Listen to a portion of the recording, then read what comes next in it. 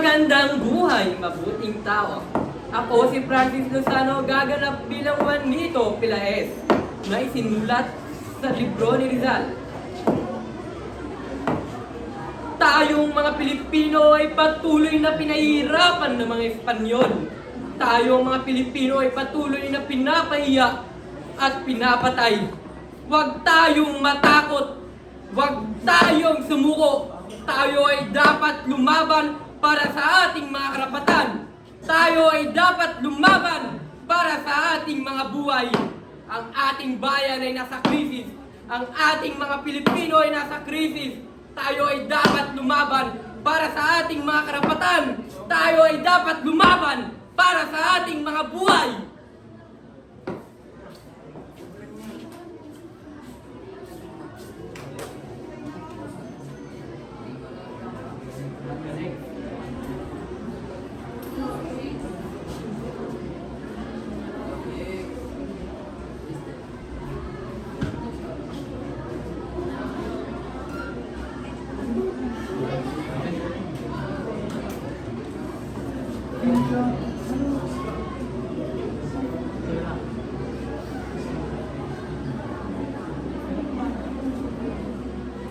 Magandang buhay, mabuting tao. Ako nga pala si Mike Jose, gaganap bilang Ginoong Leeds. Dialogo. Ang mga Pilipino ay hindi mga tao, sila ay mga hayop. Hindi sila marunong magpahalaga sa binibigay ng mga Espanya. Hindi sila karapat dapat bigyan ng karapatan. Ang mga Pilipino ay dapat magpasalamat sa mga Espanyol sa kanilang natatanggap na biyaya. Sapagkat sila'y nagpapakamatay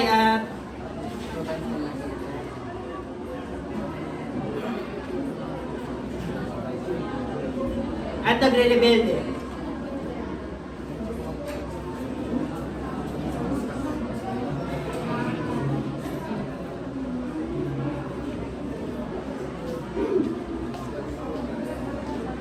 Ako si Abdul Escomayagay. Kaganapin ko si Don Tiburcio.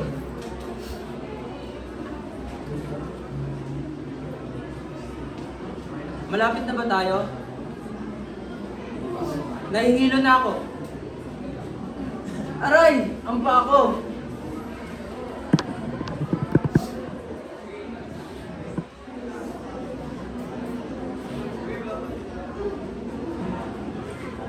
Ha? Ano ang sinabi mo? Sa wakas, nandito na tayo.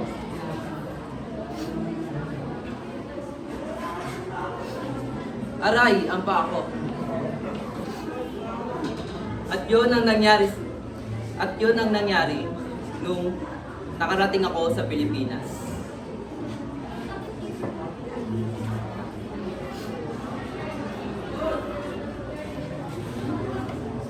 Ako si Don Tiburcio de Espadanya.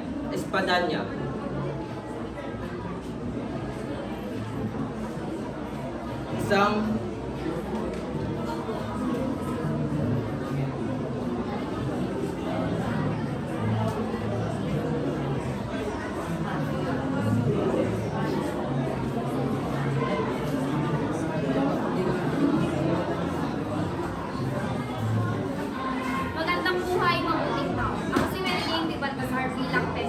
galing kinitan at maraming kalalakihan na aabot sa taglaygong kagandahan.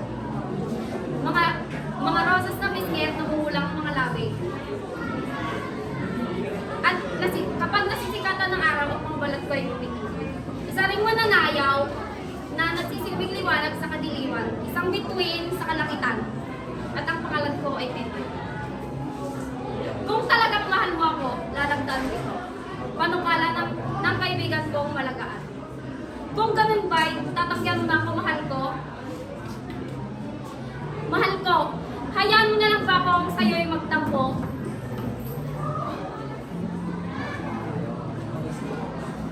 Tama nga ako, hindi mo ako maintindihan, kaya mahal na mahal kita eh.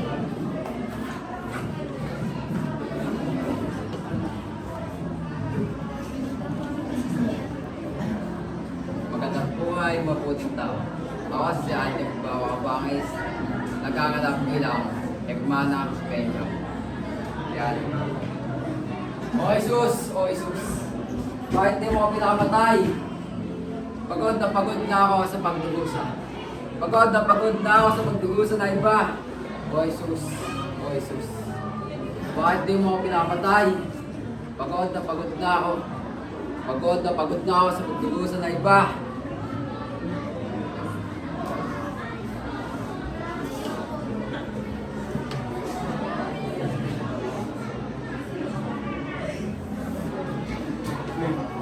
Ako si Zamanta Justine Miel Arcelinas, nagaganap bilang Sandoval. Ako ay isang Espanyol na nagpunta sa Pilipinas upang magpanggap bilang kaibigan ni Simon upang makuha ng impluwensya at kapangyarihan sa Pilipinas. Ako si Sandoval, isang Kastilang salungat sa mga gawain ng aking mga kababayan at nagpatuloy ng pag-aaral sa Pilipinas. Ako ay isang Kastila na may awa sa mga Pilipino.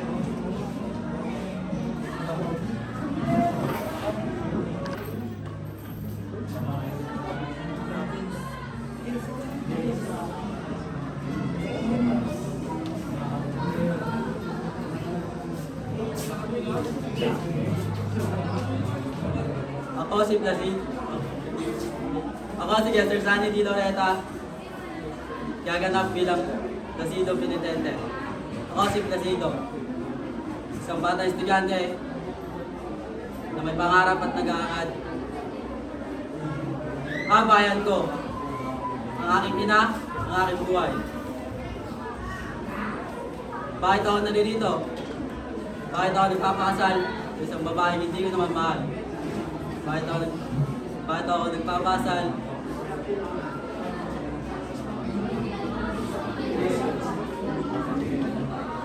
Ba't sa religiyon na hindi ko naman naniniwala?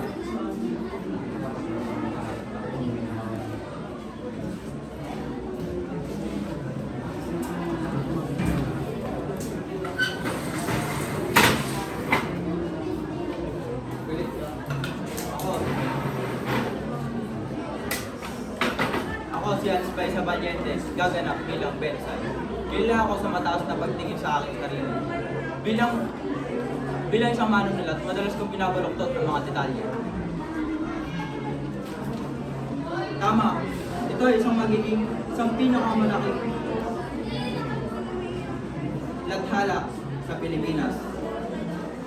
Hindi matatahimik ang mga general. Oo. Ang general ay siyang bayani sa isang insidente. Ang magnanakaw ay takot na takot at nagpakilala ng kanyang pagkakasala. Ipabalita ko na ito.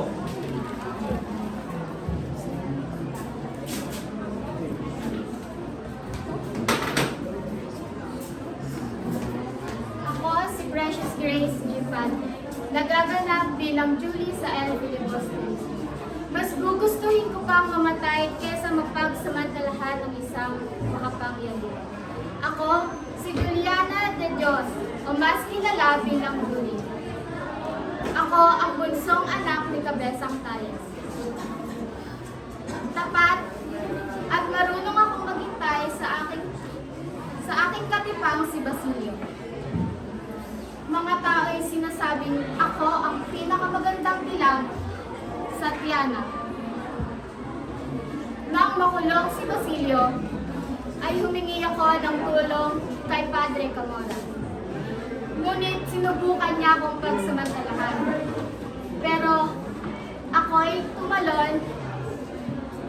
tumalon sa tore ng simbahan at yun ang sanhi ng aking kamatayan.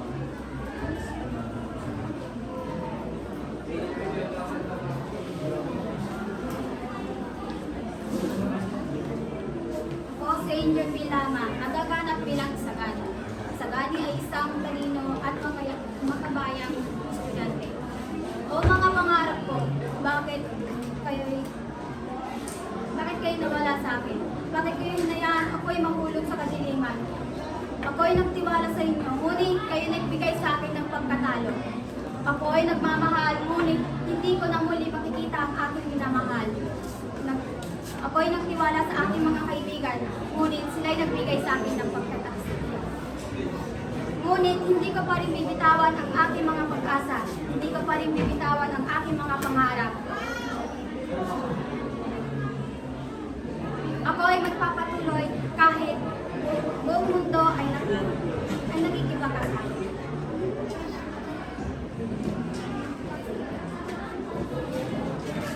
Ako si Jeremy P. Kalinga, gaganap bilang Quiroga. Ako si Quiroga, isang insurance at mga kalakal. Kaibigan ng mga praile, nakakalat ng salado ng mga trail. Ang mga Pilipino ay walang utang na loob. Kilala ang kahalagahan. Mabuyanan ng aming binigay. Binigay namin sa kanila ang sibilisasyon, ang relihiyon, ang kultura. At paano ba sila nagbabayad sa atin? Sa pamamagitan ng rebelyon, sa pamamagitan ng mga pagpatay.